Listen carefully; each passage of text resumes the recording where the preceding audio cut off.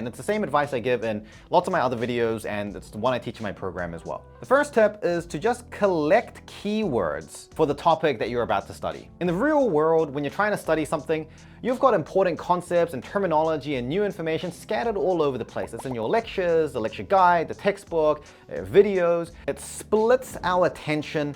And in fact, in the research, it's actually called the split attention effect. But we can make this a lot easier for ourselves by quickly skimming through and scanning all the resources that we've got available and just making a simple list of the keywords on a single page. Just by having this, you've given yourself a single source to look at so that you know the general breadth of everything that you're going to have to learn within this topic. And so when we're taking those keywords and then we're trying to connect them together and wrap our head around it, my second hot tip here is to use what you know. For almost anything that you ever learn, you're never gonna have absolutely zero prior knowledge on it. You're gonna have some prior knowledge about some aspect of it, and it may be very superficial, but it's more than nothing. And we want to leverage that. So start with the keywords that are a little bit more familiar to you. Start with the concepts that feel a little bit more comfortable and a bit more approachable.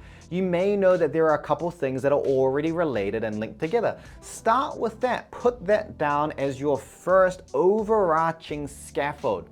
And it doesn't have to be in the order that the lecture has it or the book has it. It doesn't matter. We're just laying down some foundations to build off of later. And when it comes to constructing schemas accurately and quickly, this is incredibly crucial because hot tip number 3 is to take a guess.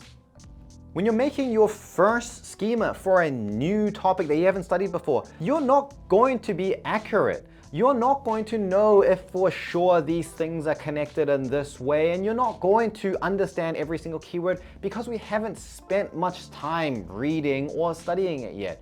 But that's not the point.